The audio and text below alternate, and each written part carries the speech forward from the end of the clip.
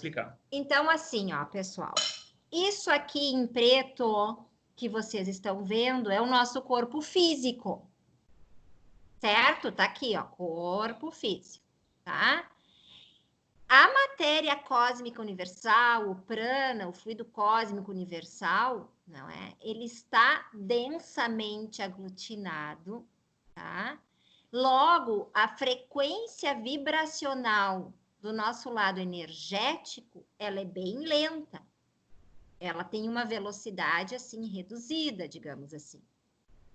Se a gente vai no que a gente sai do corpo físico, todas essas projeções que vocês veem aqui são projeções de corpos sutis. O primeiro corpo sutil que nós temos, tá? É o corpo etérico, estão vendo? Onde a nossa, o prana, o fluido cósmico universal, ele tem uma vibração mais rápida, mais veloz, mais sutil. Aí a gente vai para o corpo astral, que é mais sutil ainda. A gente vai para o corpo mental, que é mais sutil ainda, até o corpo causal, que é praticamente espiritual. Não está representado nesse desenho, mas além do corpo causal, existem ainda outras esferas espirituais. Volta lá. Entenderam, pessoal, essa representação? Todo mundo conseguiu ter uma noção, tá? Então, isso quer dizer o quê? Cada um... Tem como tu botar aqui pequenininho? Nem para todo mundo ver? Nem a gente viu? Aqui, nessa partezinha aqui. Tá todo mundo vendo ali no cantinho o desenho? Faz um joinha. Estão vendo ali? Beleza, tá? Então, assim, ó. Nós não temos como pensar o nosso ser não constituído senão dessa forma. Cada um dos nossos corpos sutis tem uma propriedade específica na nossa constituição. Tá? Então, o duplo etérico, ou o corpo etérico, que é aquele primeiro que se projeta do corpo físico, por que ele tem o nome de duplo etérico? O etérico é no sentido do éter, né? Dessa energia cósmica universal, desse éter universal, tá? Por que ele é duplo? Por que tem esse nome de duplo etérico? Porque o duplo etérico, os clarividentes, o Gilberto, por exemplo, que consegue ver o plano espiritual, né? Ele pode nos explicar isso um dia com mais precisão, né? Ele é uma réplica idêntica ao corpo físico que nós assumimos em cada reencarnação, tá? E ele é o que faz a comunicação, a troca de informação do plano astral para o físico e do plano físico para o astral. Por isso, duplo etérico, porque ele tem essa função dupla para os dois planos, para o plano físico e para o plano espiritual. Certo? O duplo etérico dos corpos sutis é o mais, entre aspas, materializado que existe. Mais denso. É o mais denso, né? Representado ali.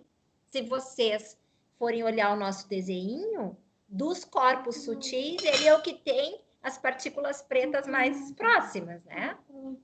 Isso quer dizer que a energia vibracional nele vibra mais intensamente do que no corpo físico, mas menos intensamente do que no corpo astral, por exemplo.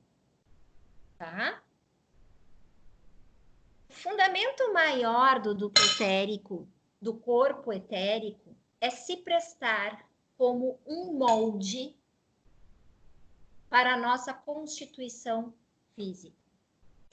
Então, por exemplo, assim, quando a gente vai reencarnar, no intervalo entre as reencarnações, a gente, depois, né, de passar, talvez, por regiões umbralinas, talvez por momentos, assim, de doutrinação, né? Existem os intervalos entre as encarnações, onde a gente vai planejar, com a ajuda dos nossos mentores espirituais, nossos anjos guardiões, nossos amigos espirituais, a gente vai planejar a nossa volta numa próxima reencarnação.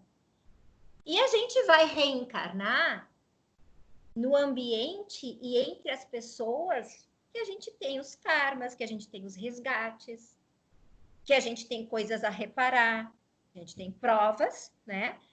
Qual é a diferença entre provas e expiações? Já pararam para pensar?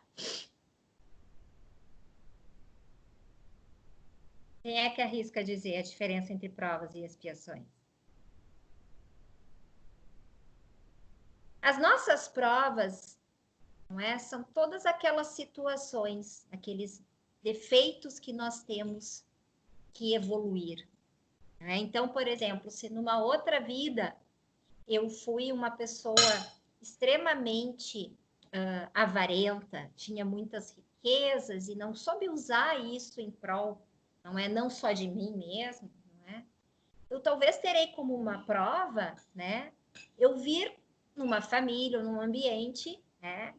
É só um exemplo dos bilhares que podem ter, tá, pessoal? Em que eu vou ter dificuldade financeira. Como uma prova para eu desenvolver o meu lado não materialista. É uma prova. São obstáculos que nós mesmos selecionamos numa determinada encarnação como o único meio da gente superar um defeito. Né? Uma vida, digamos que eu fui a Gisele Bündchen, né? Era uma pessoa belíssima e vivia a vida inteira em função disso, da beleza, da vaidade.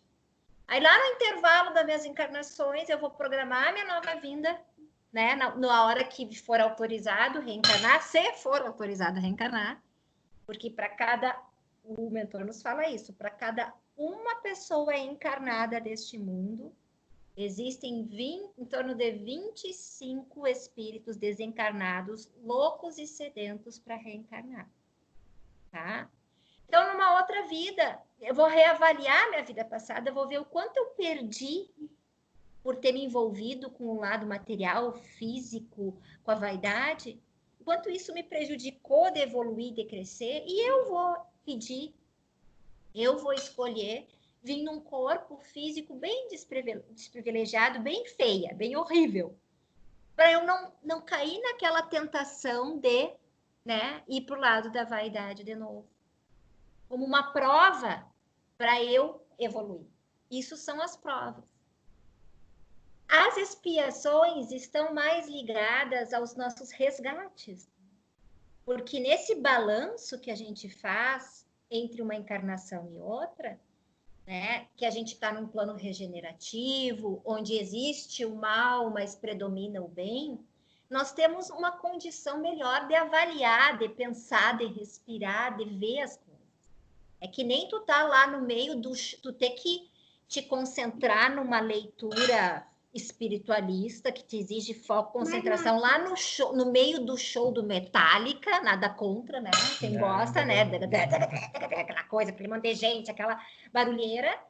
E eu fazer esse estudo, né? Sentadinha na minha casa, com um incenso aceso, com uma musiquinha, com tranquilidade. Onde é que eu vou conseguir assimilar melhor o conhecimento? Óbvio que em casa. Então, nesses intervalos de encarnação, como a gente faz os intervalos da reencarnação, num plano regenerativo, onde existe o mal, mas predomina o bem, a gente se dá conta de muita bobagem que a gente fez, de muita gente que a gente prejudicou, de muito karma que a gente criou. E a gente se envergonha disso, e a gente tem o remorso, e a gente pede para vir filho da pessoa, irmão, pai, marido, mulher, e poder reparar todo o mal que fez na outra vida para essa pessoa.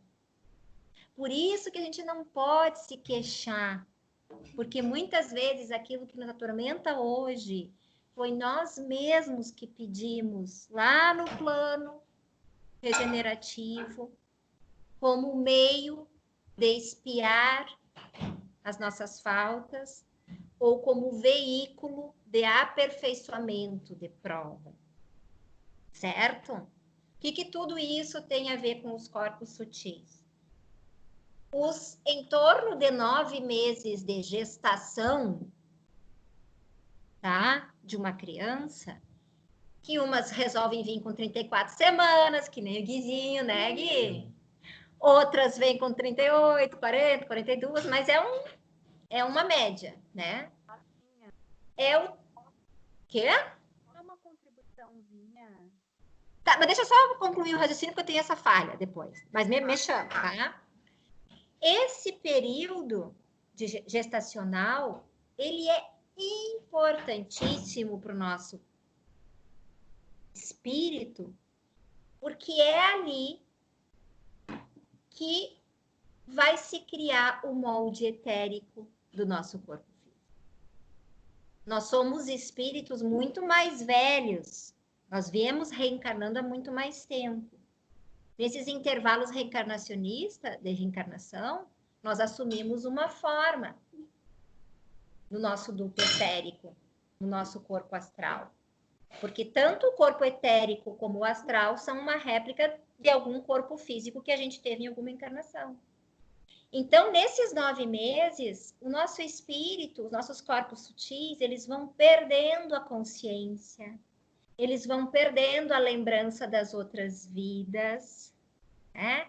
E eles vão se ligando aos poucos àquele feto e aquele bebê que está se formando e ao campo eletromagnético da mãe, tá? E é no corpo etérico que está o molde. Corpo etérico, ele projeta para o corpo físico o nosso sistema respiratório. Então, se numa outra encarnação a gente fumou demais, a gente se drogou demais, a gente comeu muito mal, a gente fez algum mal para nossa constituição sutil, isso fica lá gravadinho, né? E quando a gente recebe um novo corpo físico, tá lá no DNA da nossa célula. É o corpo etérico que projeta para o corpo físico toda a organização celular. Né? Então, por exemplo, assim, a gente sabe de pessoas que perderam um membro num acidente, por exemplo. Ali no reserva onde a gente morou, eu, a Cher, a Nádia, a gente tem um exemplo de um vizinho, né, que mora ali no prédio da Cher, que naquele acidente que teve de ônibus do Rio Grande do Sul para Santa Catarina, que o ônibus desceu o barranco abaixo, ele se machucou gravemente, ele é piloto de helicóptero, e ele perdeu, teve que amputar daqui para baixo, ó, do braço dele, né? E a Carol, a mulher dele, conversando conosco, dizia que nos primeiros tempos ele sentia coceira no braço que ele não tinha mais. E há muitos relatos nesse sentido. Por quê? Porque o que pereceu no acidente foi o braço físico. Mas o molde tá ali. Só que a gente não vê. O molde, tanto no duplo etérico como no corpo astral, não se desconstituíram. Só vai se desconstituir quando a gente desencarnar.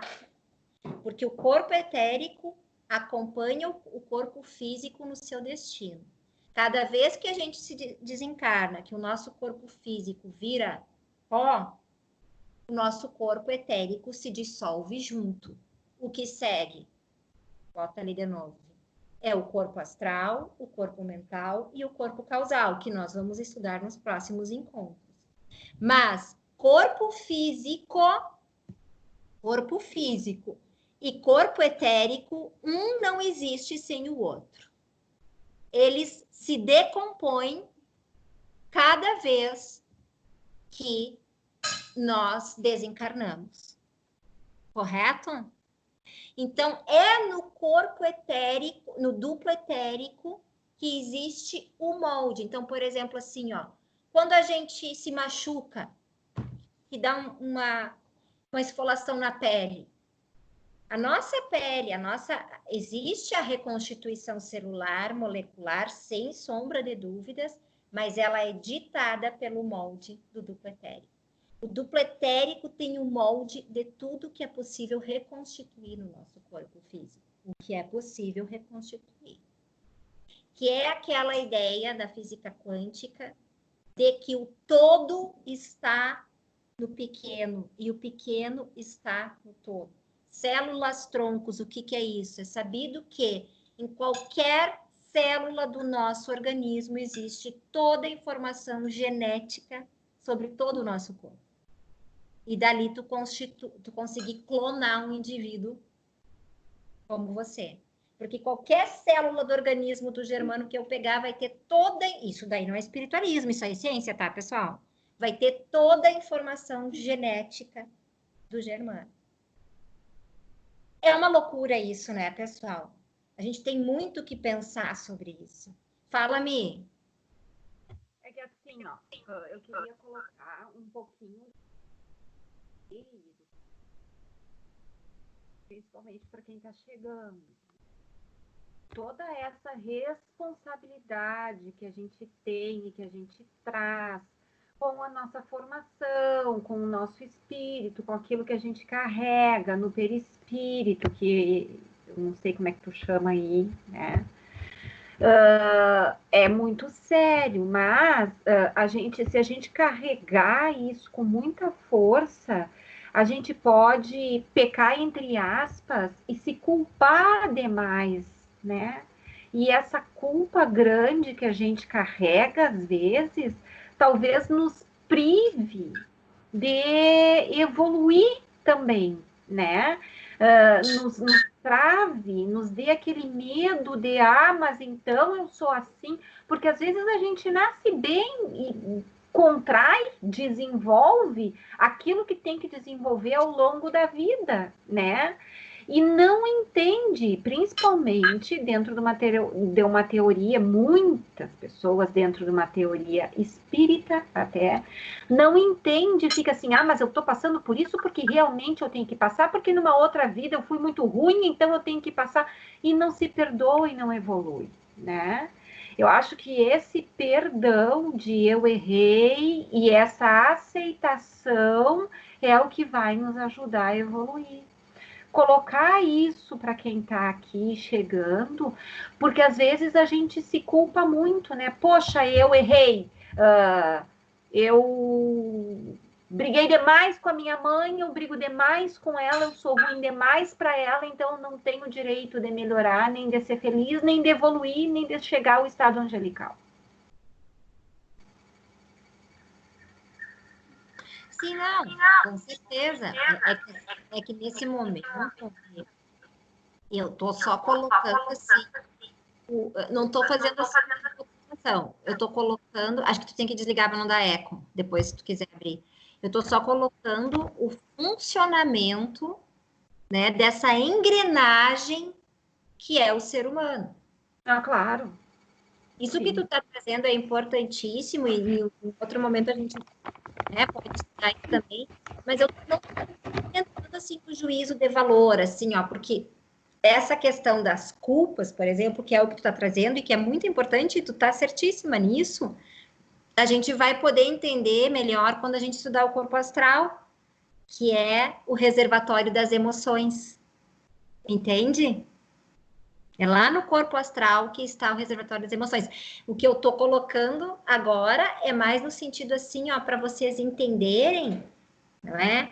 Primeiro, para dar aquele primeiro questionamento de que nós não somos só esse corpo físico aqui que a gente enxerga, e o papel de cada corpo sutil na nossa constituição multidimensional. Né? Ainda que a gente estratifique isso como apareceu na figura, isso não é um funcionamento assim, no corpo sutil, no corpo astral eu sinto, no corpo mental eu tenho atividade intelectual, o duplo etérico é o meu molde para que se projeta na minha constituição física, e cada um funciona num determinado momento. Não, isso é uma coisa só. E o bacana é que nós vamos conseguir conversar aqui, eu quero que vocês tragam isso também, é que os chakras, os nadis, os meridianos, eles têm um papel fundamental na integração de todos esses corpos formando o nosso ser. Entende? Mas o que tu falou tá certíssimo, é que eu não tô entrando nessa questão de juízo de valor, entendeu? Eu tô sendo... Esse encontro aqui é um encontro, assim, só pra gente, nesse momento, entender como é que a gente é constituído, para depois a gente ver como é que a gente vai funcionar e lidar com as emoções. Mas é que aí que tá a questão toda. Eu entendo que pra gente conversar sobre culpa, a gente tem que entender onde é que a gente sente a culpa. Para a gente conversar sobre culpa, a gente tem que entender como é que funciona esse ser multidimensional para a gente trabalhar ela. Entendeu? Então, nesse primeiro momento, é um estudo técnico mesmo, para a gente saber. É que nem tu pegar um celular, né? E tu vai abrir aqui, tu vai ver como é que funciona a engrenagem do celular. Para depois a gente usufruir dele, fazer uma videochamada, fazer uma ligação, né? O que eu estou propondo nesse grupo, pessoal, é a gente se conhecer como indivíduo, micro-organismo, não é? E conhecer, né, tudo que está ao nosso alcance conhecer, assim, ao nosso entorno, no universo, entendem? E infelizmente chegou, infelizmente para mim, desculpa, eu falei demais, eu sei, mas chegou no final do nosso encontro, a gente tem que encerrar, né? Eu espero que vocês tenham tido a oportunidade, assim, de pensar um pouco, né, sobre isso. E eu peço, pessoal, encarecidamente, que vocês não se façam que nem a Milena, assim, vocês não se conformem com o que vocês estão ouvindo aqui. Se vocês não concordam, se vocês têm dúvidas, se vocês têm coisas a acrescentar, né, se não deu nesse encontro, no próximo, né, vocês vão ver que eu sempre, antes de ir em frente, eu vou perguntar se ficou alguma dúvida, se a partir dos estudos que vocês fizeram, se surgiu alguma divergência, porque como eu falei, eu não sei tudo, eu sei quase nada, eu só tenho um pouquinho, assim, ó, eu tenho estudado um pouquinho para tentar instigar em todos nós e todos aqueles que vierem a aderir a esse grupo, o estudo, tá? Alguém ficou com alguma dúvida rápido agora que a gente possa falar? Ou vamos encerrar e daí no encontro que vem a gente retoma? É muita coisa para a gente pensar, né? E nos outros encontros, o que eu fiz foi fazer um apanhado rápido de todos os corpos, né? E agora a gente está meio que aprofundando. Eu vou fazer o encerramento, tá, em respeito às entidades espirituais que nos acompanham, e depois a gente eu fico à disposição aqui para um bate-papo, quem quiser, tá bom?